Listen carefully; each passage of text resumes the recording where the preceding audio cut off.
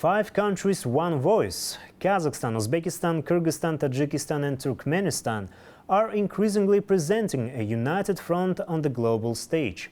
Through the now well-known C5+ format, Central Asia's 5 nations are engaging with major powers not separately but as a group. This model of regional cooperation was first proposed by Japan back in 2004, but it's only in recent years that the format has gained real momentum. Amid major geopolitical shifts from the US withdrawal from Afghanistan to the war in Ukraine, the region is becoming a more assertive player in international affairs. But does this growing presence mean that the 5 are truly ready to speak with one voice, especially when the stakes are high? That's the question we explore in our next report. The C5+ format first emerged in the early 2000s, but it's in the recent years that it has truly come into its own.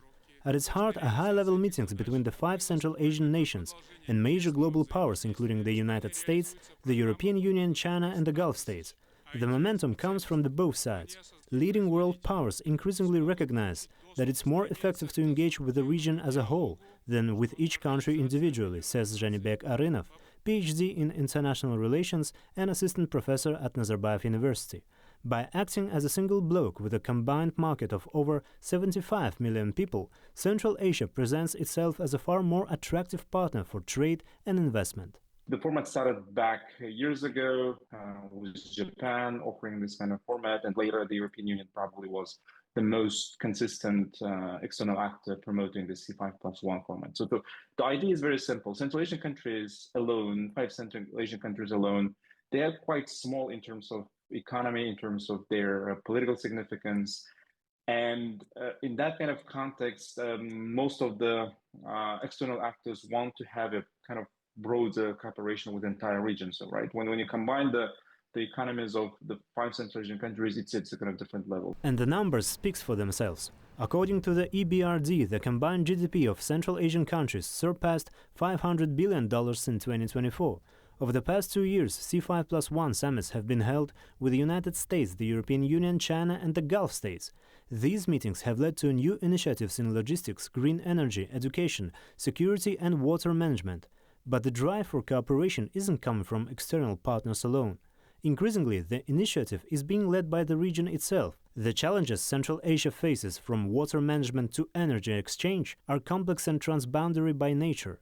Addressing them effectively requires a coordinated regional approach. When you have these 5 Central Asian countries and they come together with China, with EU, with United States, Russia, Gulf states, doesn't matter, and then discuss a kind of a bigger issue. So that's the core idea. And then you're absolutely right. In the last 3-4 years, I think this format has gained a kind of different significance. It's also related to the internal dynamics among the 5 Central Asian countries, right? And we see a bit more cooperative relationship between the 5 Central Asian countries themselves. And then when you have this cooperation internally within the region, it's easier for these 5 countries to talk together to other external actors. What's more, by coming together, the 5 countries increase their collective bargaining power. External partners are compelled to consider the interests of the entire region, rather than playing on divisions between capitals. At the same time, experts caution against overestimating the unity this format implies. C5+ does not have a single decision-making body, and each country retains full sovereignty and its own national agenda. So here we're not talking about Central Asia becoming one geopolitical bloc or political economic bloc, right? So we are not at that level.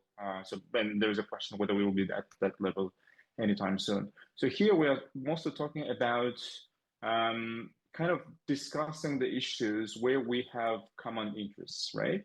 Definitely 5 Central Asian countries, they have their own national agendas, they have their own national interests. Sometimes those interests compete with each other. And sometimes Central Asian countries compete for the external actors' attention, investments, trade, and so on and so forth. It's kind of very kind of logical stuff.